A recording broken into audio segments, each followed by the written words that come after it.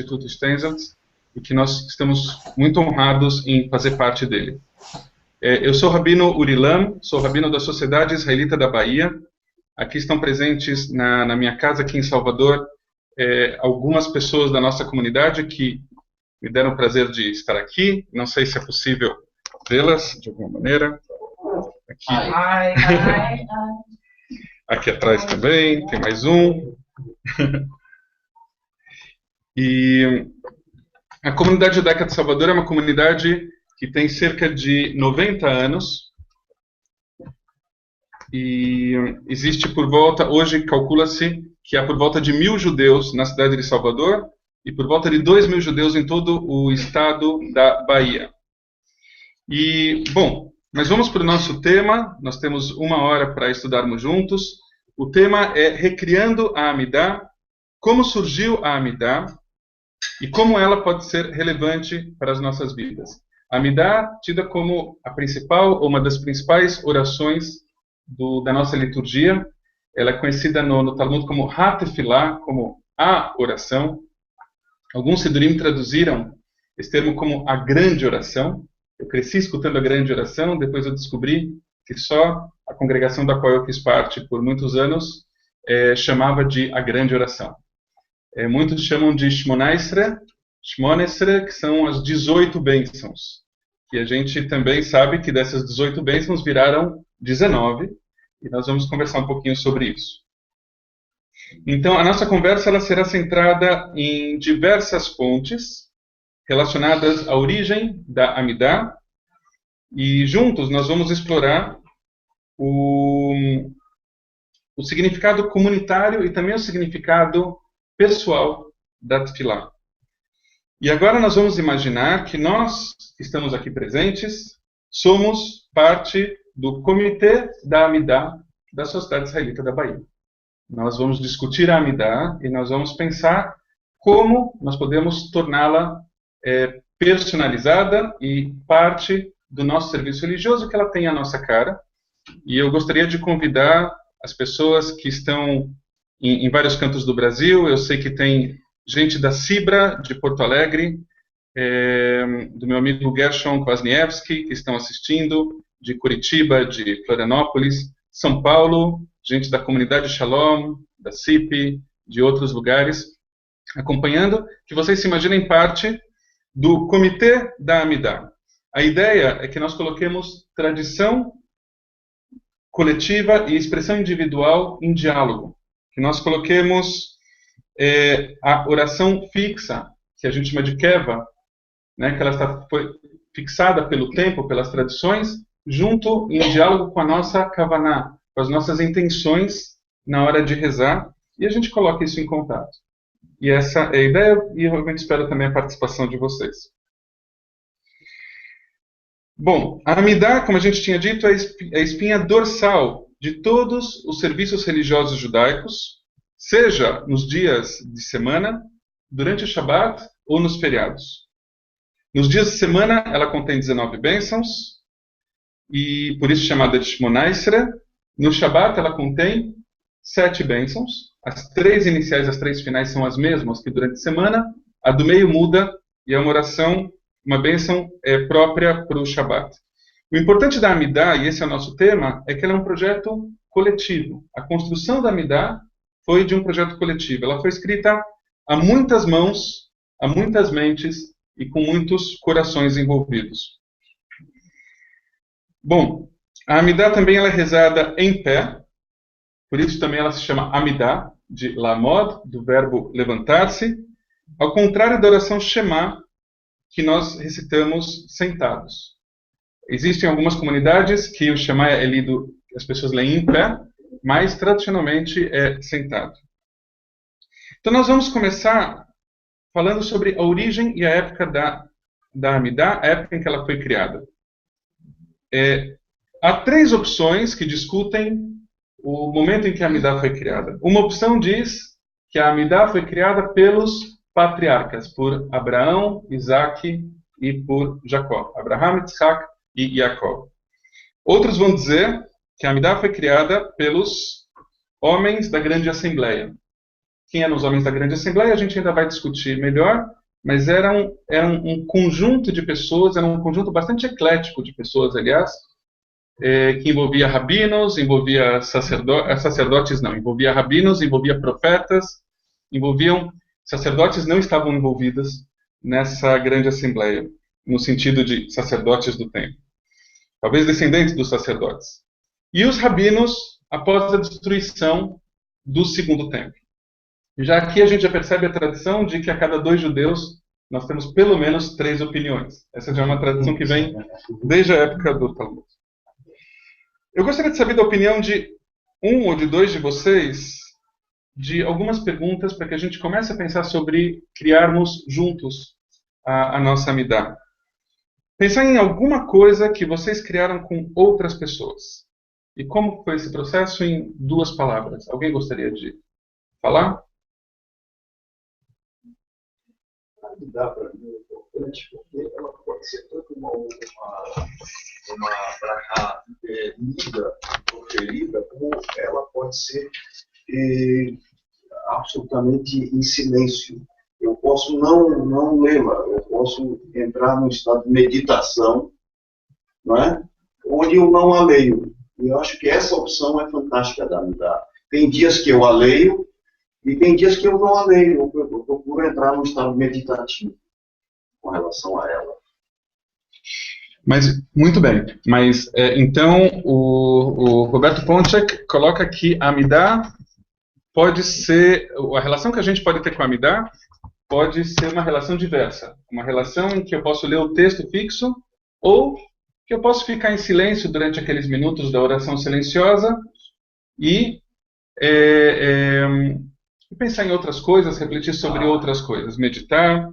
Agora, quando nós pensamos na criação de um trabalho em conjunto, como nós dissemos que a Amidah foi construída a muitas mãos, qual é a dificuldade que a gente tem de criar um trabalho em conjunto? Consenso. Exatamente. Consenso. É difícil chegar num consenso entre várias pessoas para desenvolver um trabalho. Uhum. Que outras dificuldades que a gente pode ter em fazer um trabalho em conjunto? Até os horários, até acertar os horários que as pessoas podem, até isso é difícil. Isso, acertar os horários que as pessoas podem conseguir se reunir. para se reunir. Em função do mundo atual, né? Deslocamentos, Isso, principalmente, eu estou repetindo para que todo mundo possa ter colocado também pelo Eduardo, que hoje em dia, para a gente se reunir numa cidade grande como Salvador, ou como São Paulo, como Rio e outras, é difícil a gente conseguir conciliar um horário que todo mundo possa, em virtude do trabalho, do trânsito, de uma série de questões. Então, a gente vê que não é fácil nos reunirmos para criar alguma coisa em conjunto. Mas que quando a gente consegue se reunir, pode sair alguma coisa muito rica. Por quê? Em comparação com algo que a gente prepare individualmente. Dizem que 2 cabeças pensam melhor do que uma, né? É um velho ditado. Uhum. Que Então, 2 duas cabeças pensam melhor do que uma. Então, sempre tem uma opinião de um, uma opinião de outro, e aí elas se juntam para formar uma opinião única, ou uma opinião meio termo, tipo assim, uma coisa assim. Uma opinião mais refinada. Mais refinada. Mas vai ter que ter uma negociação entre as pessoas. Sim. Eu acho que a diversidade da experiência individual de cada um constrói algo muito mais interessante do que a individualidade. Sem dúvida, né? Então, com isso, o coletivo criando, ele cria alguma coisa, tentando chegar a um consenso, né? E essa construção ela enriquece com as opiniões divergentes. Se todo mundo pensar igual, muita coisa não sai. É importante. Também considero que quando uma pessoa diz algo, destaca algo também que já faz parte do nosso vocabulário e que de repente não está relacionado ali. Aí as ideias vão se tecendo, né? Parece como se você estivesse tecendo um tapete, digamos assim. É interessante isso que você está colocando. Só vou complementar o que o Izio disse e a Lucinha me dá o gancho para a gente continuar a nossa palestra. O Izio, em linhas gerais, pelo que eu entendi, colocou que... Você pode repetir? Que a questão individual... Que a A diversidade dos conceitos de opinião que são individuais, né, sendo trabalhada no coletivo, né, faz com que essa discussão seja muito mais rica. Ok, então a discussão se torna mais rica na hora que eu trago a minha diversidade e entrelaço, como disse a Lucinha, com a diversidade de posições que os outros trazem, e muitas vezes da relação das ideias, do choque das ideias, do contato das ideias, surgem outros insights, surgem outras ideias que tornam a conversa muito mais rica. Vamos escutar, então, o primeiro texto, que eu acho que basta citar, a partir daquilo que a Lucinha disse, ela praticamente se antecipou ao primeiro texto, que é um texto da juíza Sandra Day O'Connor, do Supremo Tribunal de Justiça dos Estados Unidos. E que ela diz assim: nós não conseguimos realizar nada no mundo sozinhos. Tudo o que acontece é resultado de toda a tapeçaria da vida de cada pessoa e de todas as tramas de fios individuais que uns com os outros criam algo. É muito interessante como vocês se conectaram com isso e se anteciparam à fala aqui da juíza, né, de que o resultado do nosso trabalho ele acaba sendo o resultado das tramas dos nossos fios individuais, que acabam criando uma coisa muito maior do que simplesmente a soma das nossas partes. E na psicologia se chama de Gestalt. A Gestalt acaba sendo muito maior do que as ideias de cada um de nós. E aí o importante de nós arranjarmos esse tempo para criarmos juntos. Eu já escutei de algumas pessoas daqui da nossa comunidade e de outras, assim, puxa, eu gostaria muito de estudar Talmud, eu gostaria muito de estudar o Zohar, eu gostaria muito de estudar hebraico, mas eu não tenho tempo. E aí, quando a gente começar a pensar das vantagens de nós criarmos coisas juntos, a gente vai conseguir esse tempo, a gente vai arranjar esse tempo. Vamos para a segunda fonte, quando a gente pensa no desenvolvimento da oração, no desenvolvimento da Amidah. Então, a primeira fonte citada é uma fonte do Talmud Bavli, do Talmud da Babilônia, que diz assim, eu vou ler rapidamente em hebraico, mas por gostar da sonoridade do hebraico, e a gente entra no português. Itmar, Rabbi Yossi berabi Hanina Amar, Tfilot avot taknum. Rabbi Yoshua ben Levi Amar, Tfilot keneget midin tiknum. Então aqui nós temos, como é típico no Talmud, o debate entre dois rabinos, Rabbi Yossi berabi Hanina, pela tradição de Rabbi Hanina, que diz que as orações foram instituídas pelos patriarcas. Essa é a posição dele, que as orações foram instituídas por Abraão, Isaac e Jacó. E Rabbi Yoshua ben Levi diz, não, as orações foram instituídas em contrapartida aos sacrifícios de Temidin, ou seja, os sacrifícios do Tamid, das oferendas diárias que eram oferecidas no templo. Então nós temos já aqui duas posições. Uma, mais antiga, as orações foram criadas por Abraão, Isaac e Jacó, e a outra, ainda antiga, mas já não tanto, as orações foram criadas depois da destruição do segundo templo, então em contrapartida aos sacrifícios que eram feitos no Beit HaMikdash. Rabbi Yossi, ele afirmou então que os patriarcas criaram a oração. Então eu gostaria de fazer mais uma pergunta para vocês. O que isso pode nos ensinar sobre o ato de nós rezarmos, o ato de rezar? A gente imaginar que a oração foi criada por Abraão, por Isaac e por Jacó.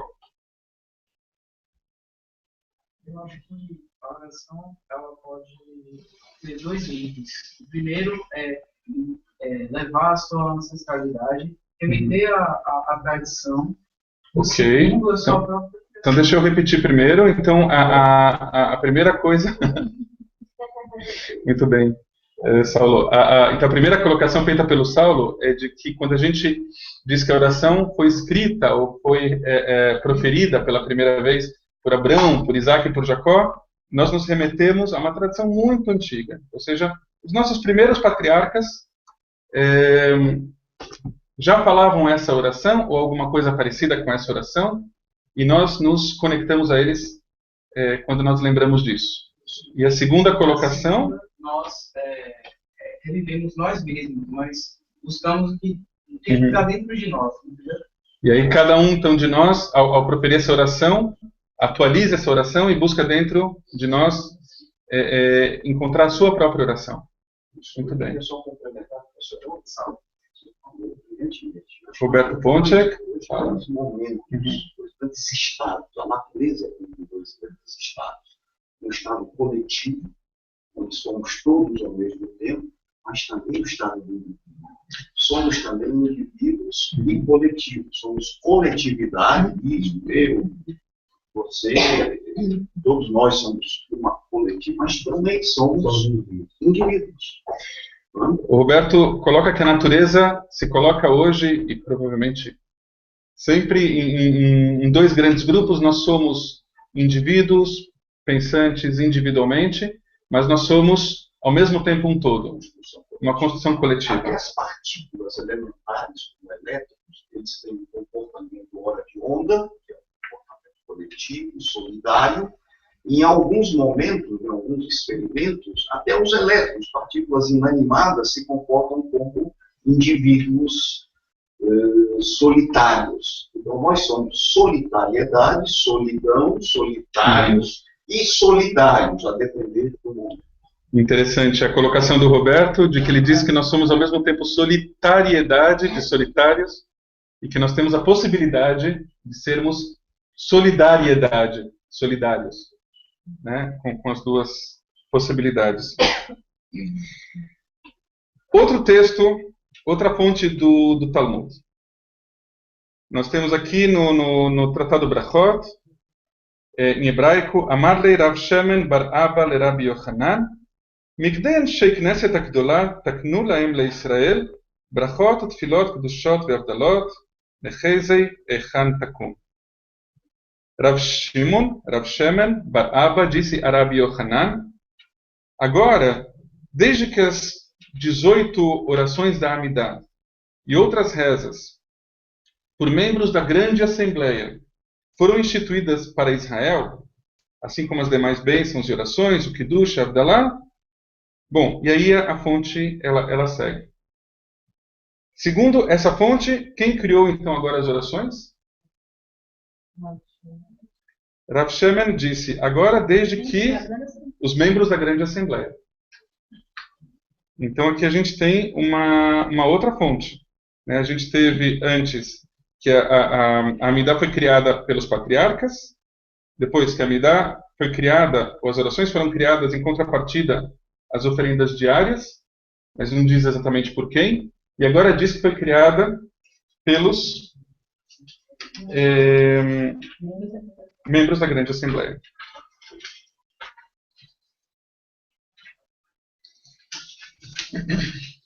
Então, nesse debate, a gente vai tendo essas duas colocações. Então, aqui parece realmente que os membros da grande assembleia vão colocar que as orações foram criadas em contrapartida aos sacrifícios, em contrapartida à posição dos patriarcas.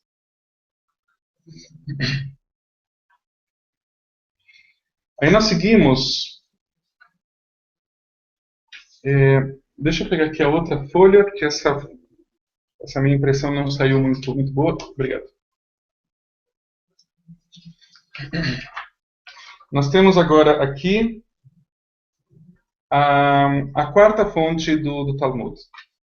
Na quarta fonte do Talmud, diz assim: Tanu Rabanan, Shimon HaPakuli, Isdir 18 brachot, Lifnei Rabban Gamliel, Ares der Beyavne. Amar lahem Rabban Gamliel לחכמים. כלום יש אדם שיודע לתקן ברכת המינים? עמד שמואל הקטן ותקנה. Essa passagem do Talmud diz o quê? Os sábios ensinaram que Shimon HaPakuli, que é um sujeito que aparece 2 vezes em todo o Talmud, e nas 2 vezes aparece ele fazendo exatamente a mesma coisa, colocando em ordem a Amidah, as 18 bênçãos, diante de Rabban Gamliel, né, presidente do Sanedrin, na cidade de Yavne. Em seguida, o Rabban Gamliel diz aos sábios: Mas não tem ninguém que saiba instituir uma bênção contra os hereges? E aí aparece Shmuel Katan, que levantou-se e a instituiu.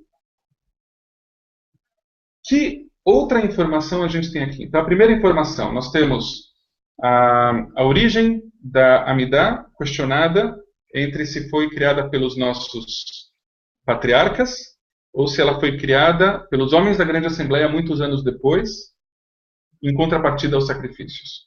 De repente aparece Shimon Apakuli, um comerciante de linho, um homem, aparentemente um homem simples, um homem do povo, que colocou em ordem as 18 bênçãos. O que a gente pode pensar disso?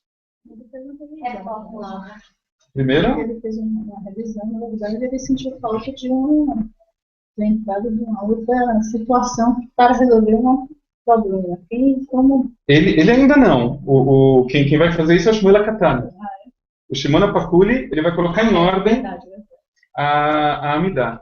Diga, brasileira. Reformular a Amidah. Ele pode ter reformulado a Amidah?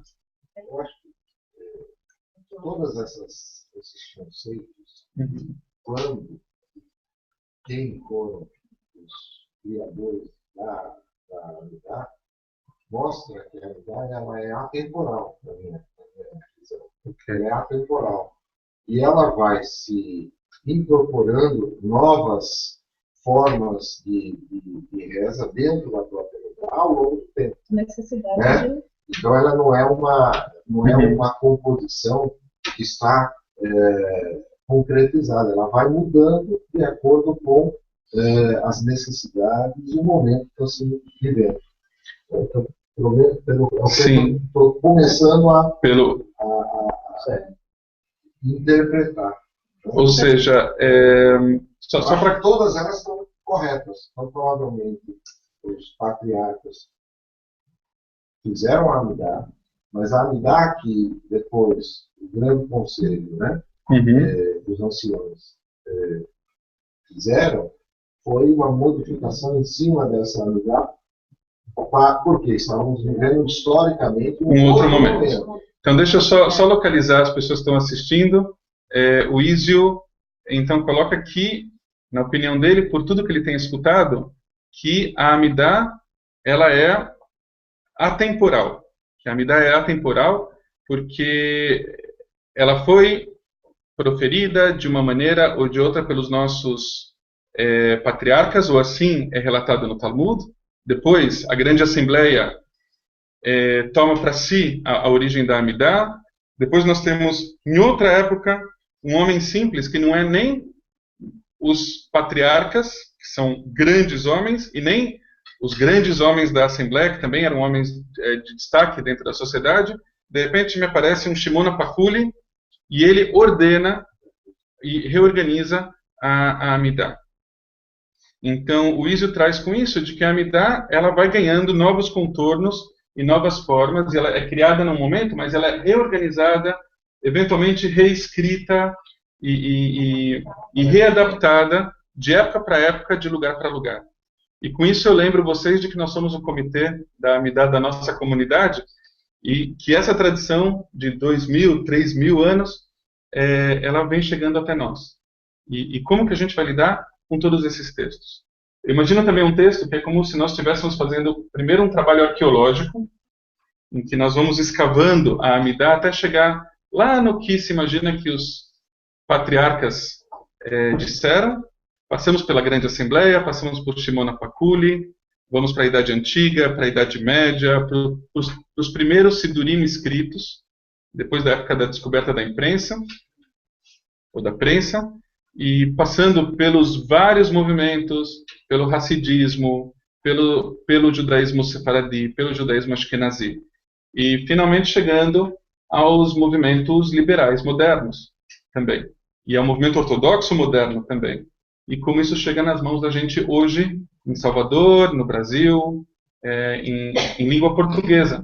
Como dizer isso em hebraico e em português, de uma forma que ainda nos conecte lá atrás, de novo, com Abraão, Isaac e Jacó, e com Sara, Rebeca, Raquel e Leia, com as nossas matriarcas também, que passam a ser inseridas nessa oração nos tempos modernos em muitos sidurim, em muitas congregações, como um trabalho também conjunto e dinâmico, e que não perde essa conexão com as suas origens. Alguém quer comentar mais alguma coisa? Você... Não, Lucinha? porque ele foi bem sintético. O Isio colocou. Muito bem. Então nós vamos para mais uma fonte do Talmud.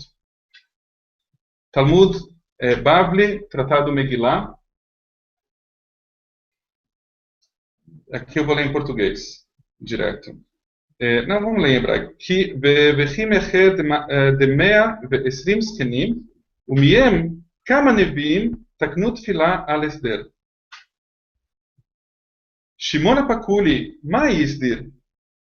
שכחום בחזר וסידרו. Aqui o Tratado Megillah vai dar uma outra interpretação do porquê. Por que chamaram Shimon Pakuli para reorganizar as Shmona Esrei, né, as 18 orações, as 18 bênçãos da grande oração. Uma vez que os 120 anciãos, ou seja, os homens da grande assembleia, entre eles uns tantos profetas, estabeleceram a oração, a tefilá, ou seja, a amidá, conforme a sua ordem, já estava estabelecido. Shimon Pakuli, o que ele colocou em ordem? Por que ele entra nessa história? Então o Talmud responde: eles se esqueceram, ele foi e reorganizou. Então chegou num ponto assim que, enfim, gostaria que vocês falassem também um pouco sobre isso. O que passa pela cabeça do Talmud colocar isso para nós? Eu fiz uma pergunta, assim, a dúvida minha, qual é o critério para essa organização? O que faz com que ele diz assim, vai ser essa ordem e não essa outra? Ele organizou como? O quê? É uma boa pergunta. A pergunta, então, é: o que ele organizou? Ele organizou a ordem das orações, as orações foram colocadas, o que era 1, 2, 3, 4, ou ele inverteu alguma ordem das orações? Que critério? Qual é o critério? De organização? É uma boa pergunta. A genialidade dele. A genialidade do Shimon Pakuli? Porque se ele é um comerciante ter essa capacidade de aprender uma coisa tão antiga, né? Mas como que critério, né? Qual é o critério de utilidade? A discussão de qual é o critério é uma discussão interessante que nós podemos até deixar no ar. Mas também é bom a gente lembrar que aqui também tem uma tensão entre o indivíduo e o coletivo, ou entre a kavaná, a intenção particular e espontânea, e o establishment, e aquilo que já está fixado. Porque Shimon Pakuli, ele vai colocar a sua oração diante de Rabban Gamliel, diante de um grande rabino que tinha, vamos dizer, ele provavelmente tinha os critérios para dizer, segundo o estabelecido, segundo o establishment, segundo a regra oficial, vamos dizer assim, se aquilo estava certo ou não. Isso talvez mostre, Uri, assim, coloca uma pessoa humilde, assim, uma pessoa do povo, para falar sobre uma reza, do alcance da reza para todos, talvez fale alguma coisa assim, nesse sentido. Sim, então a Ana Rita coloca que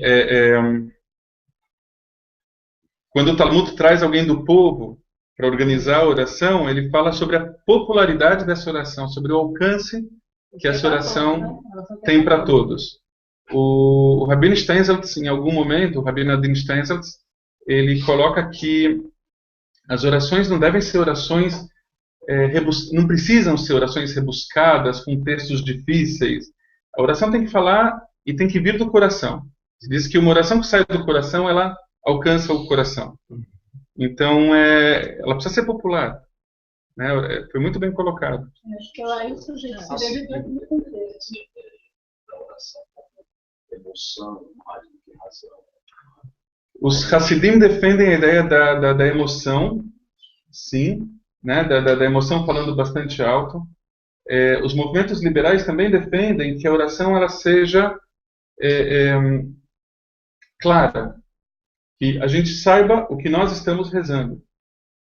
Classicamente, o movimento reformista trouxe as orações para a língua natal de cada um de nós. Então, tinham orações em alemão, as orações eram feitas em inglês. Até hoje há comunidades que fazem em inglês. Originalmente, a comunidade Shalom, em São Paulo, quando ela era vinculada ao movimento reformista, hoje ela é vinculada ao movimento conservador, mas originalmente ela chegou a ter muitos serviços feitos em português. E eu tenho na nossa comunidade pessoas que questionam por que nós não fazemos certos trechos do serviço em português, para que nós entendamos o que estamos rezando. Mas também tem a discussão da conexão espiritual que o hebraico proporciona ao nós rezarmos em hebraico. Então também tem essa tensão entre hebraico e português, que o nosso comitê da Amidá aqui pode discutir como a gente faz para alcançar esse equilíbrio. E o equilíbrio da clareza, até onde eu tendo claro o que eu estou rezando, eu posso expressar melhor a minha emoção ou não. Ou às vezes, justamente por não entender o que eu estou rezando, eu crio dentro de mim uma emoção muito forte para tentar suprir essa dificuldade de compreensão racional, e com isso eu alcanço Deus, que é um caminho, por algum lado, em algum sentido racídico, sim. Então tem toda essa combinação entre razão e emoção. Então o nosso pensar e o nosso sentir, como que ele influencia na nossa forma de agir. Então, é uma coisa que eu observo, assim, você fala é sobre, você fala em hebraico, trecho hebraico, depois você traduz para em português. Sim. Então isso dá uma imersão maior para quem não fala hebraico, né? As pessoas se conectam mais àquela oração, àquele momento que está sendo proferido. É uma combinação difícil, essa combinação entre o hebraico e o português, ou entre o hebraico e a nossa língua natal. Como? E qualquer língua natal. Mesmo porque as palavras, dependendo de cada palavra da língua, ela tem uma força diferente. Sim. Então, a palavra dita em hebraico pode não ser a tradução com a mesma força que a palavra original. E vice-versa também pode acontecer. Eu fico... Alguém queria falar alguma coisa? Eu fico pensando também na maneira como os nossos textos são traduzidos para o português. Porque muitas vezes eles são traduzidos no sentido oposto do que o Rabino Steinsaltz nos propõe aqui, ou seja, o português acaba sendo extremamente rebuscado. Uma linguagem pomposa, né? Escutai, algumas coisas assim, e amarás o Eterno, né?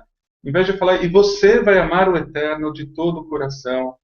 Eu tive um aluno de Bar Mitzvah que me pediu para corrigir toda a parte do Shema Israel para um português que ele conseguisse entender. Ele falou exatamente isso. Falou, Rabino, como é que você quer que eu reze se eu não entendo nem o português que está escrito aqui? E aí nós fomos corrigindo palavra por palavra, colocando num português mais informal, e aí ele falou, agora eu consigo rezar. Eu penso... colocação justamente, porque, como quando você traduz o idioma, você tem que entender o sentimento do povo, para que a tradução não haja perda na tradução. Quando se trata de uma oração, a coisa fica mais empática, né? Porque você vai, a coisa que você está se conectando.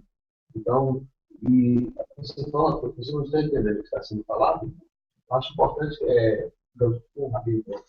a função do Rabino que transmite o conhecimento do hebraico para o português. Então a gente se conecta, por exemplo, gosto disso, uma coisa que eu falei para você pessoalmente, sobre essa questão, porque, né, você não está vendo pessoas propriamente, um professor falando coisas que você não pode perguntar ou que você não entende, simplesmente você vai ter que anotar. Sim, então tem sido colocada essa discussão realmente sobre até onde que entra o idioma natal e o hebraico na relação com a emoção e com a razão na hora de rezar. Dizem que toda tradução é uma traição. É uma pequena traição. Que toda tradição e toda tradução é uma traição. Sim. E a Torá foi sucessivamente traduzida do hebraico para o grego, que foi a Septuaginta, os 70 sábios. O grego já se perdeu alguma coisa.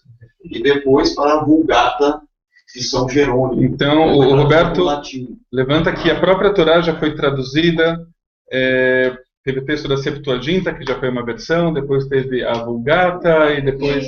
E eu penso que quando você traduz, depois, de repente, diferentes culturas traduzindo, tem uma leitura própria. Sim. Um sentido Eu falei do próprio. sentimento. A Lucinha levanta que cada cultura tem a sua própria tradução, que tem a ver com a sua própria história.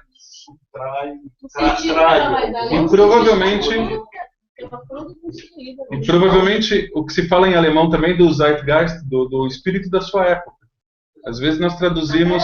Colocando isso para o mundo moderno, quem se queixava muito disso era Jorge Amado. E quando os livros dele eram traduzidos para outras línguas, se perdiam muito da cultura da Bahia, que tem aqueles termos. Bom, agora nós demos a nossa pimenta da Bahia Jorge Amado se queixava muito disso. na nossa palestra para o mundo inteiro, mas é verdade que o Jorge Amado, Ele se queixava muito. Mas por quê? grande. Porque perdia muita coisa. Só vamos lembrar que tem gente que está escutando, se cada um puder falar de uma vez, porque senão o pessoal que está assistindo a gente já vai se perder. É porque perdia muito da cultura, né? É aquela coisa, falou da tradução, você perde da cultura do local, dos sentimentos, você perde quando você bota em outra língua.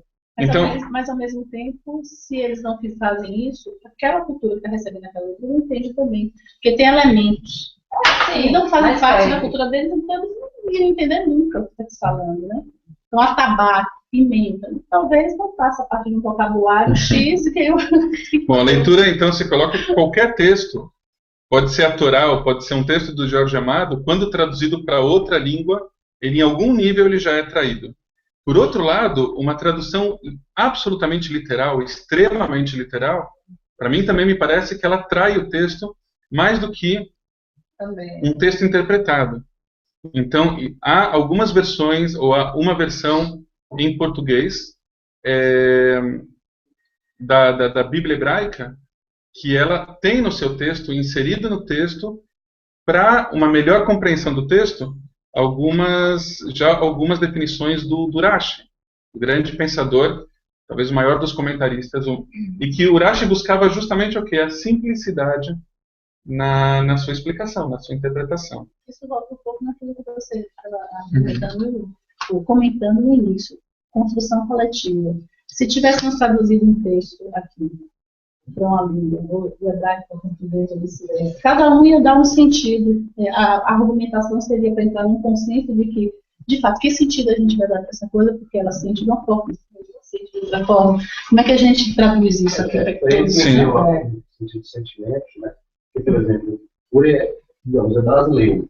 Então, como rabino, estudou hebraico e tal, a religião, tudo, né? Então, ele transmite esse sentimento para a gente de uma forma mais simples do que, digamos assim, um rabino de outro país. O rabino argentino, seja claro, vamos logo falando. Eu gostaria de interromper isso e que nós sigamos com a nossa palestra, por favor. Tá ok, obrigado. Eu só vou colocar aquilo que eu achei que realmente importa, sem fazer nenhuma censura prévia, sem ter nenhum problema de biografias não autorizadas, né? A questão de que o fato de nós falarmos o mesmo idioma, o português, isso de alguma maneira pode facilitar a nossa comunicação, não só por causa do português, mas por causa de uma cultura comum, mínima, que nós tenhamos crescido juntos. Muito bem.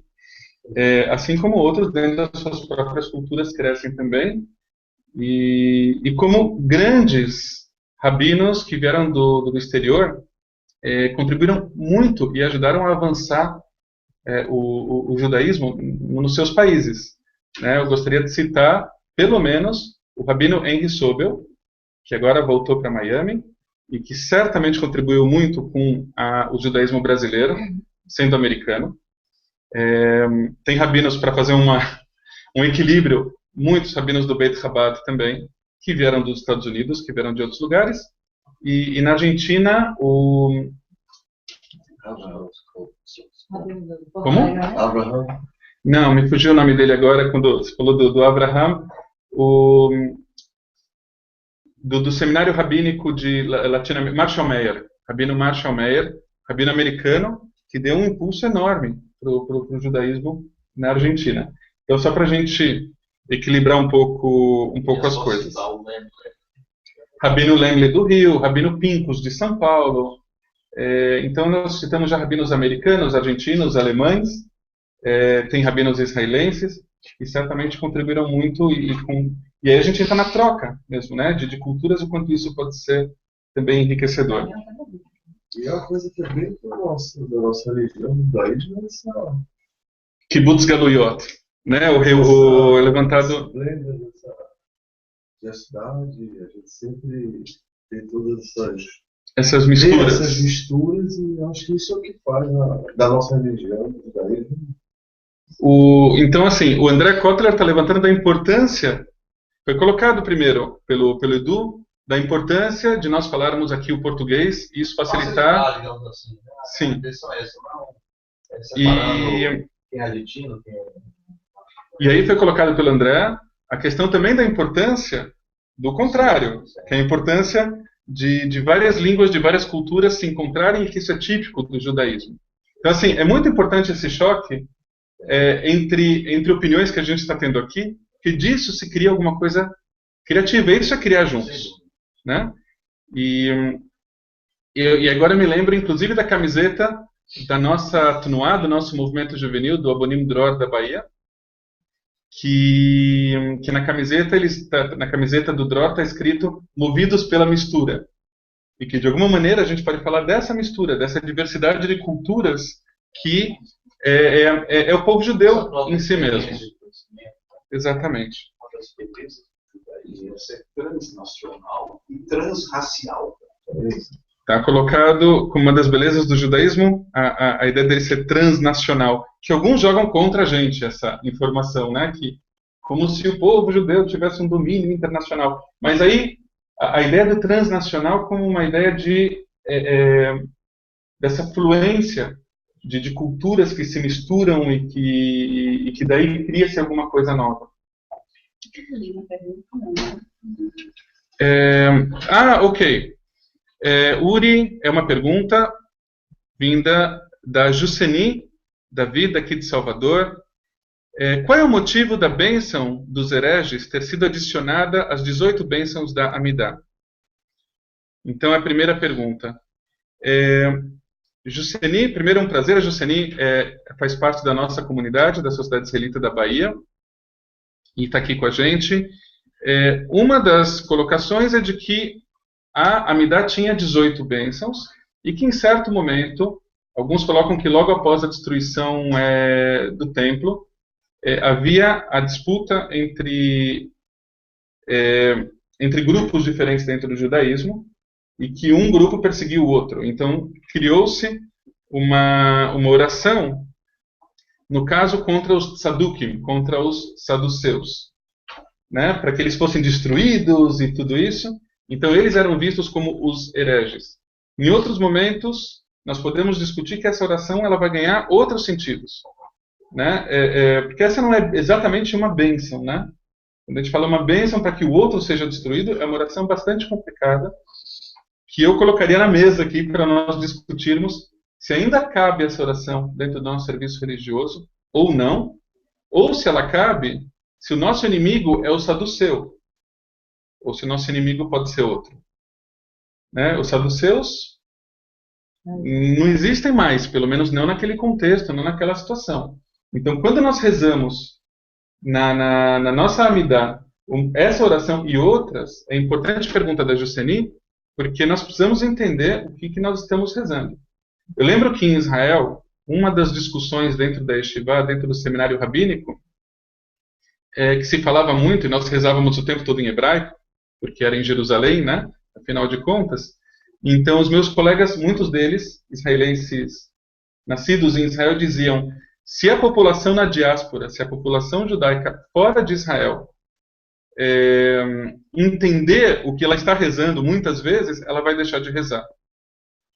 E eu acho que essa é uma provocação para todos nós, porque a pergunta é: eu estou rezando uma oração contra os hereges.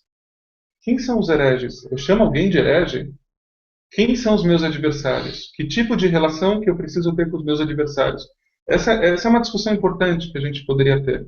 Assim como quando a gente volta sobre outros momentos. Sobre a questão, centrando só na Amidá, a questão dos patriarcas. Aonde estão as matriarcas? Por que nós não, hoje, quando a mulher tem um papel protagonista na sociedade em geral, por que as nossas matriarcas não têm esse protagonismo nas nossas orações? E se tem, como é que tem que ser? Como parceiras dos homens, como casais, Abraham e Sará, ou o Deus de cada um? Deus de Abraão, Deus de Isaac, Deus de Jacó, Deus de Sara, Deus de Rebeca, Deus de Raquel, Deus de Leia. Segundo uma amiga querida minha de Israel, o Deus de Bilá e o Deus de Tzilpá também, as outras duas esposas de Jacó. Aonde é que entra essa discussão? Ressurreição dos mortos. Como que nós discutimos isso à luz da época em que a gente vive? À luz da fé, à luz da ciência. Então, a pergunta da Juceni levanta muitos outros questionamentos. Obrigado, Juceni. A outra pergunta é... Até para entender o que seria com mortos hoje. Até porque quer dizer Pode não ser que literalmente falando. a gente pode estar falando ressurreição dos... Uma expressão em hebraico que se usa é quando se vê uma pessoa que a gente não vê há muito tempo, é Baruch Mechayeh Metim, né? Bendito seja aquele que ressuscitou dos mortos. Há quanto tempo eu não te vejo? Né? Então é verdade. Não necessariamente o morto Mas se cadáver. alguém sair da ignorância da alguma coisa. Tem uma outra pergunta do Barry Strulson, de Greensboro, Carolina do Norte, Estados Unidos. Por que 18? Quando isso foi decidido? Por quem foi decidido? Será que o 18 ou o 36, quando repetido, contam em relação a uma centena de bênçãos que nós deveríamos rezar todos os dias? Essa é uma boa pergunta que eu não tenho uma resposta agora. Por que foram 18? Por que não foram 15 ou não foram 12? Eu não consigo imaginar que tenha sido porque o Rabino pensou em Chai, né, em Yud-Het. Não saberia responder essa pergunta do porquê 18. Um número cabalístico, a proposta do Roberto Ponchek? Pode ser. Mas eu sempre acho que quando a gente não sabe a resposta, a gente fala, é um número cabalístico. Né? Como dizia o Tévio Leiteiro, né? Que ele sempre tinha uma... Ele dizia assim diziam os nossos sábios, e metade das citações dos sábios eram citações de Tévio, o personagem brilhante de Shalem Aleichem, que eu adoro. Uma outra pergunta de Luiz Fernando Menezes, querido amigo Luiz Fernando Menezes, daqui da Bahia, daqui de Salvador, que estava assistindo ainda desde... ele aqui pede-se para que eu diga alguma coisa para o Luiz Fernando Menezes, que já estava assistindo o Global Day of Jewish Learning desde a fala do Rabino Steinsaltz. Ele está muito entusiasmado com o Global Day. Fernando, acredito que todos nós aqui estamos entusiasmados e a gente te deixa um grande abraço e esperamos que você venha contribuir bastante com a comunidade judaica de Salvador e que essa comunidade possa também te acrescentar bastante coisa em termos de estudos, em termos de amigos. Tenho certeza que pode ser uma troca muito boa. Luiz Fernando morou bastante tempo nos Estados Unidos e frequentou a BJ e conheceu pessoas bacanas por lá. E agora ele voltou aqui já há muito tempo. Ele mora aqui na Bahia, amigo do Maurício Sporer. Enfim, uma pessoa muito, muito legal que eu tive o prazer de conhecer nas últimas semanas. Nós temos aqui mais uns 8 minutos para o final. Eu gostaria de... Eu só vou ler o texto aqui em voz alta, em vez de pedir para alguém ler, porque eu imagino que estando mais próximo do computador, o som pode sair melhor para as pessoas que estão participando da nossa palestra junto conosco em todos os cantos. Então, o texto do Rabino Steinsaltz. A reza pessoal, por sua própria natureza, está baseada no eu. É verdade que este é o eu que se confronta com o tu divino. Mas, apesar disso, ainda mantém uma dose considerável de egocentrismo. Eu preciso de algo. Eu quero. Eu peço. E às vezes até mesmo, eu agradeço. São todas expressões diferentes do eu que se coloca no centro de tudo mais. Já a reza comunitária tira o foco desta atitude egocêntrica ao fazer com que o coletivo comunitário seja o sujeito a oferecer a oração, no qual o indivíduo é somente um dos seus componentes. O próprio fato de a reza comunitária incluir uma grande variedade de preces e súplicas que por sua natureza não expressam as necessidades imediatas do indivíduo que reza, faz com que este ou esta fique mais atento aos problemas dos demais. Quando eu rezo uma oração, né, Rofeh Cholei Amo Israel, Rofeh Cholim, eu peço pela saúde dos doentes, não necessariamente eu estou doente, mas na minha comunidade tem outras pessoas que eu fico sabendo que estão enfermas e que eu posso, de alguma maneira, me oferecer a ajudar. Uma pessoa que não está doente é lembrada de que há outras pessoas enfermas, enquanto uma pessoa que não se preocupa com as chuvas toma consciência de que essas são vitais para outras pessoas.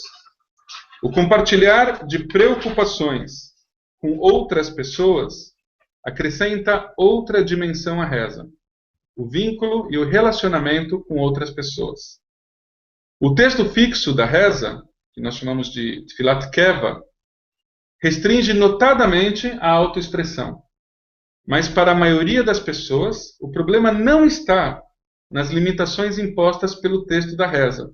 Ou seja, o problema não está, segundo Steinsaltz, se nós só rezamos, como é que chama? Invocando os patriarcas e não incluímos as matriarcas, ou se nós rezamos falando na ressurreição dos mortos e não numa situação, como diz o movimento reformista clássico, falava Mechai Kol, né? Deus que traz a vida a todas as coisas. O Steinsaltz vai dizer que esse não é o maior problema. O problema está na dificuldade de encontrar um canal de expressão para os seus mais profundos pensamentos. Uma pessoa certamente não necessita de frases floreadas ou de um grande estilo para se dirigir a Deus. Deus deseja o coração e não uma retórica polida, como nós já tínhamos falado. O tema central, portanto, não é a formulação das palavras, mas a definição e o esclarecimento dos conceitos. O que impede as pessoas de se expressarem de maneira apropriada ao rezar não é a falta de belas palavras, nem de frases bem construídas, mas sim a falta de palavras, em geral.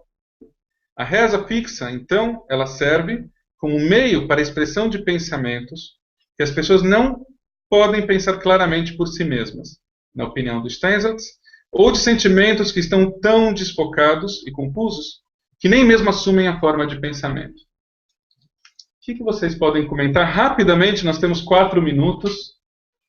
Diga aí, Gil. Em relação a você se expressar para o coletivo, né? Saúde aos doentes, chuva para as áreas que necessitam de água. Né? Eu acho que a reza transcende e transporta você para você ter a percepção do outro. Né? Eu acho que isso é fundamental. Então, o Izio levanta que a reza, ao nos lembrar uma reza que pede pela saúde das pessoas e que pede por chuvas e que pede por prosperidade, ela ajuda, faz com que cada pessoa transcenda a sua própria condição para conseguir enxergar o outro. Sair do eu e enxergar o outro. E hoje chamou a atenção falando que não existe valor só na palavra. Você meditar também eleva a sua oração sem palavra nenhuma. E ela tem o mesmo valor do que o valor das palavras. As palavras mais literatas, mais certificadas, elas não têm mais valor do que uma palavra mais simples, uma forma de expressão mais simples. Né? E não é nem mais certo nem mais correto. Uhum. Todas as formas são formas corretas e você pode se expressar. Certo. Ou sem as formas. Então, Izio levanta e cita o Roberto Ponte, que está aqui com a gente, que todas as formas de rezar estão corretas, desde a forma mais literal até a minha oração particular, como rabino e nessa comunidade também como Shliach Tzibur, como quem puxa a reza, muitas vezes eu digo para as pessoas que eu estou puxando a reza, é como se eu sinalizasse onde nós estamos, no serviço religioso comunitário, mas cada pessoa pode ter a sua própria meditação e o seu próprio exercício de uma reza particular ao mesmo tempo. Da atenção do coletivo com o individual, e que todas elas estão corretas. O que diz aqui a oração, ela serve para a gente de um mapa, de um lembrete, ela nos lembra um roteiro. É um roteiro e cada um de nós coloca... Eu fico imaginando aqueles desenhos de criança para pintar, como se aqui desse o contorno e que cada um de nós preencha de vida a nossa oração. Nós precisamos fechar, nós temos mais 1 minuto. Aqui tem sido colocado... foram feitas outras perguntas, eu não sei se nós ainda temos tempo. Douglas de Vitória, Shira Shimona. A Shira pergunta, a Amidá não veio para substituir os sacrifícios realizados no templo? Os patriarcas não faziam sacrifícios com os animais? Eles faziam sacrifícios com animais e a Amidá? Vai ficar para uma outra conversa, Shira, que nós não temos mais tempo agora. Mas são perguntas boas, ela misturou várias situações. O Douglas pergunta como proceder com a Amidá numa comunidade como temos em Vitória, no Espírito Santo, onde muitos judeus são casados com pessoas não judias. Como passar a mensagem de uma oração que fala dos nossos patriarcas, judeus e do povo de Israel, de maneira clara? Devemos usar a reza de forma comunitária, estudando em grupo? O Ellison Paim, finalmente. Bom, tem várias outras perguntas aqui.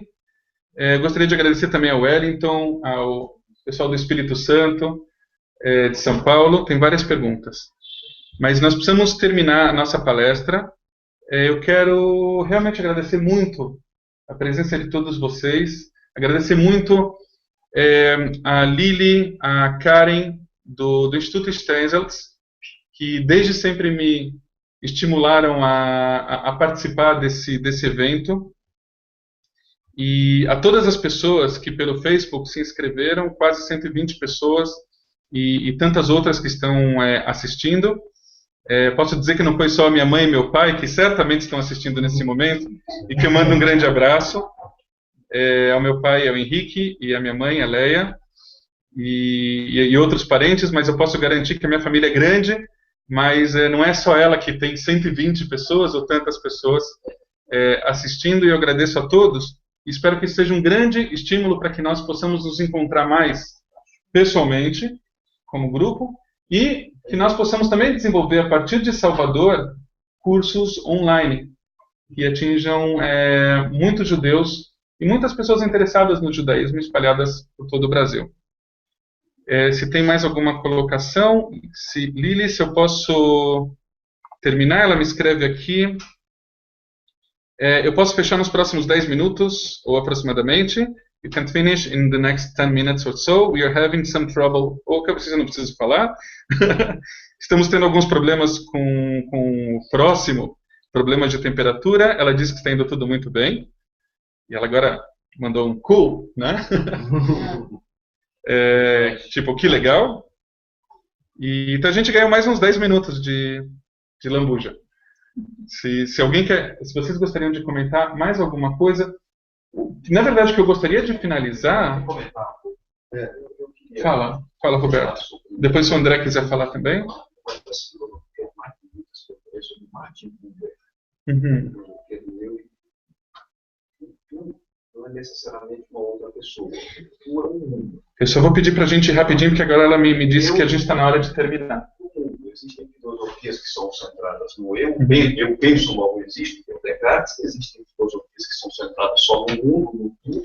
E a filosofia do Marco é um diálogo entre Roberto, eu vou te pedir um favor, eles estão pedindo para terminar, que tem a outra palestra agora que vai começar. A gente pode até continuar a conversa depois, tá bom? 10 minutos aí, acabou. Ela me escreveu agora que eu posso terminar. E que, para eu saber, para agradecer ao Global Day.